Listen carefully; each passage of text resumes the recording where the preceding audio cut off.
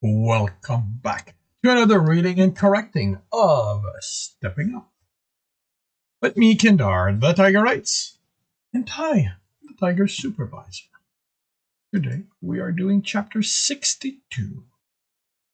That might be the least dignified arrival I've ever witnessed, a woman said. Tibs untangled himself, groaning as he opened an eye. How is he still alive? That fall had to have been a form looking down on him straightened. Good. You are all here. You had me concerned for an instant. Tib sat, of course, his audience.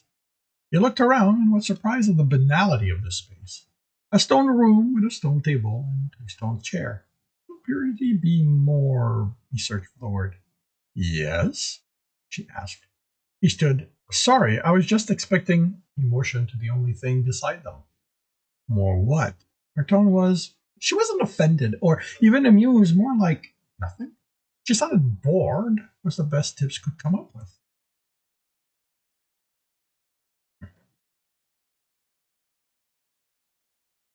She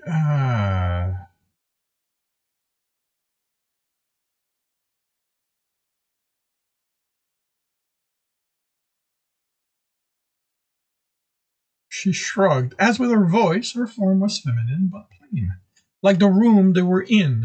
With the other elements, there had been a sense of vastness. He had been in their presence. What he had.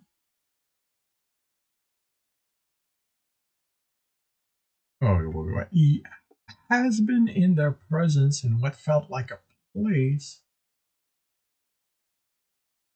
He had been in their presence in what felt like a place, but there had also been a sense of that they weren't limited by it or by anything. Your mind seems to have trouble staying still. He motioned to the chair opposite hers. Sit, he did. Now, please find that thought again and complete it. More what? I'm not sure. He tried to sound confident, but she could see his thoughts, so she knew the truth. I guess the plainness makes sense now that I think about it. Everything in the city is plain, and you believe they are such because it is what I am. Couldn't tell if she was making a statement, so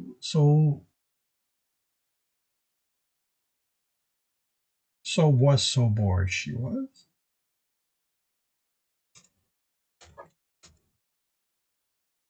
She was so bored.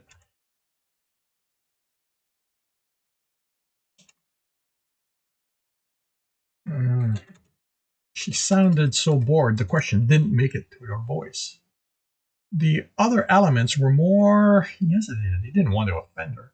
Then remembered she heard his thoughts. They had stronger personalities, is the best way I can put it.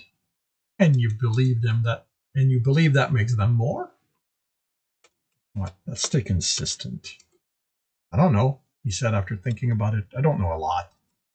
Few of your kinds do, as much as they delude themselves otherwise. It was like there was more to them, if that makes sense. He continued, then shook his head at what he said. That's not right. More to them, maybe.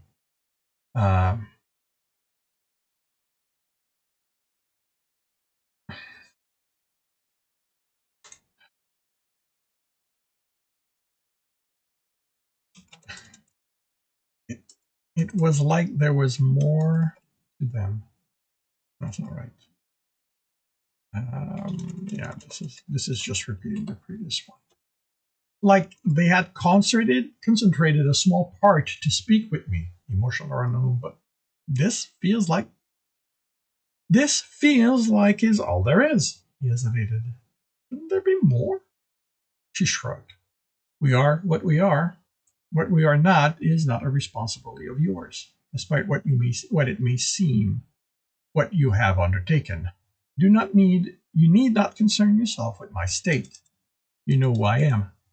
She nodded. You are a child of human, one who has set himself on a journey that will see you dead should you try to reach its end. You should not have done this. Your kind is too fragile, and yet, she paused, you do not fear that outcome. That is interesting. I was going to die before I came to the dungeon. No one lives long on my street unless they're willing to kill without thinking about it. I can't do that. Then the dungeon was going to eat me. I know that's not true, but I didn't know that then, and say it. He nodded. I want to make the man who hurt Mama pay for what they did. That's going to help. Emotion for her torso. Unlike the other elements, the shadow was there, plain to see. It won't if you are dead. He shrugged. At least I'll die trying. I'm okay with that. It's not like even with it, I know where they are. It's accepting they won't be punished that I don't want. She studied him. I did not think you would come. Finally said, the places where my connection to your world exists have grown few, and they are guarded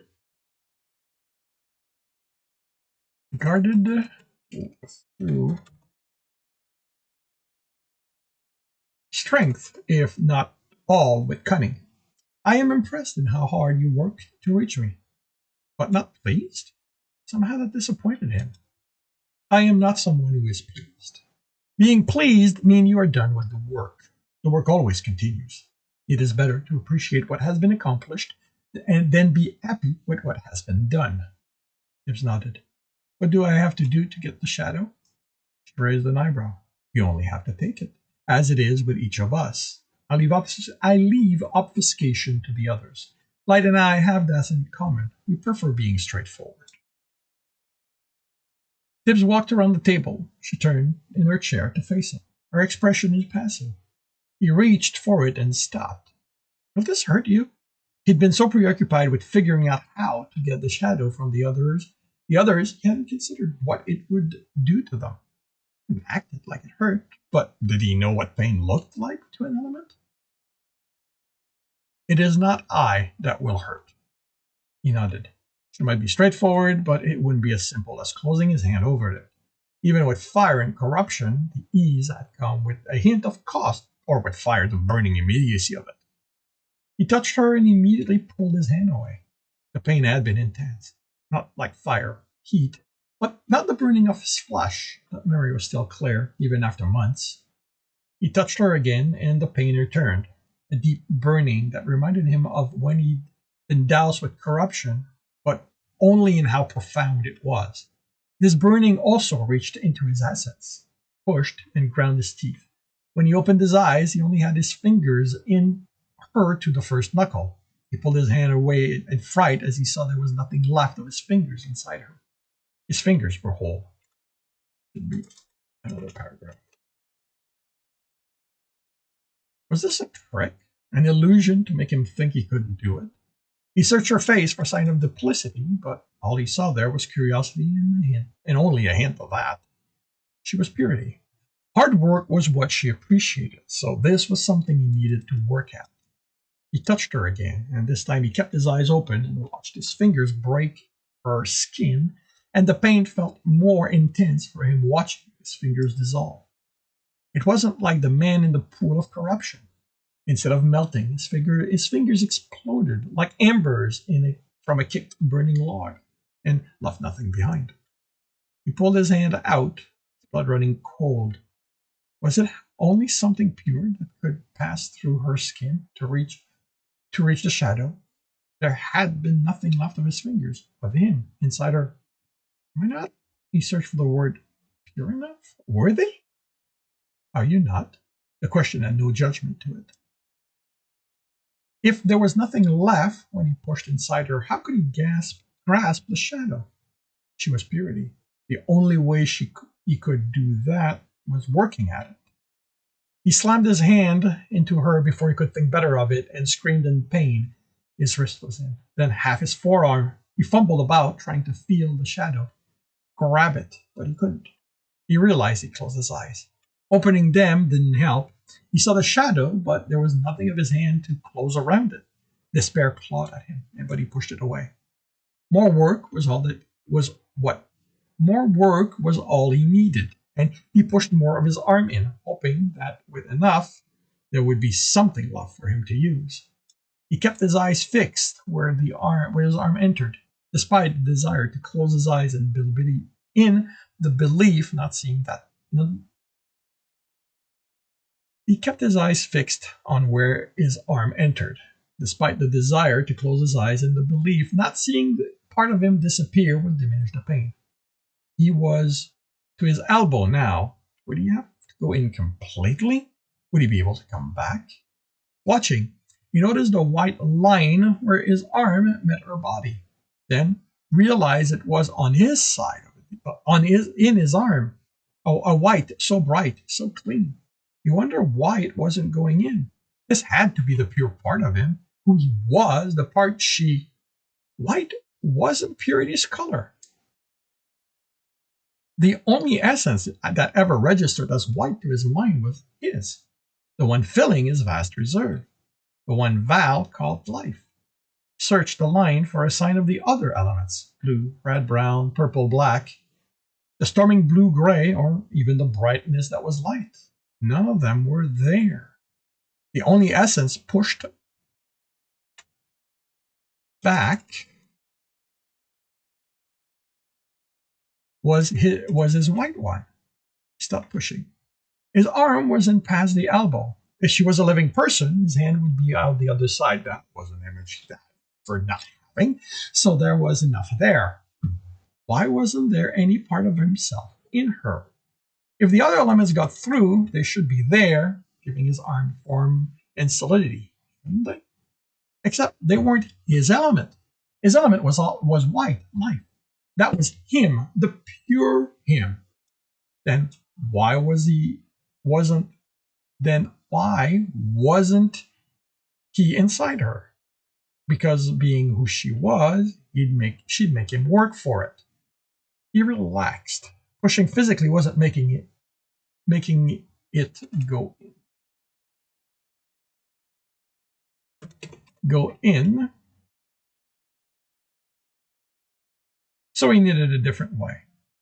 It didn't change the pain, other than since he wasn't pushing against it, it seemed easier to set aside, as had the despair. He could control his essence, move it around himself and onto others. He pushed all of it, and nothing happened. He sensed instead of looked. Where his essence pushed against Purity's skin, it pushed back. He focused his push on a single point, the smallest he could think of, hoping he could overwhelm her. Only she wasn't a person. She was an element. She was Purity. She might seem more limited than the others he had met, but she would always be more than he could. But he was also a rogue. She'd mentioned cunning. Had that been a clue, or was she simply pointing out what had happened? He'd used cunning to get in around a strong defense. It had worked because the guards hadn't expected it. She would, wouldn't she? He continued the assault, but moved a strand away, then pressed it. As he put a little strength as he could into it. The way moving slowly in soft shadows made people not notice his movement. It couldn't work. She was not someone, she was an element. Moving one strand to the other side of his arm and pushing less wouldn't mean she didn't notice. Her body wasn't what he was fighting against. She was the entire space he was in. He stopped pushing against her skin and let his essence explode around him. He felt her smile as he dispersed. He was through her and the room. Maybe the vastness of the other element was an illusion, because the room was the limit of what she was. Shifted his focus away from that and onto the work he was doing. He felt the shadow of her element was all around it, through it, and it was through her. With a thought, he grasped it, and it was no longer there, but inside him, where Purity made a space between light and darkness. His element's reserve again grew, and then nothing. He was seated opposite her, wondering why nothing had happened. He had all 8 elements. Getting the first 4 had unlocked his element. Getting these do something? Sometime, Purity said. Working hard does not mean using brute force. He nodded. I sometimes forget I'm a rogue. She nodded. And sometimes doing the work correctly will still not give you what you expect. He frowned, and she tapped his forehead. Be careful not to let this get in your way. What happens now? Now? You go on your way. You still have a long journey ahead of you, and it must begin with you surviving the next few steps. Tibs opened his mouth to protest. And this concludes chapter 62. of stepping up. If you are enjoying this, please leave a like. If you want to know when the next one's going to be, subscribe and hit the bell. If you want to read ahead, you can do so on Royal Road, where it is free. If you want to support me, read further ahead and just about everything else I've written, you can do that on my Patreon. If you want to watch me do these live, it's on Twitch every Tuesday morning, 8 a.m. Eastern Time. And with that, I shall wish you a good day.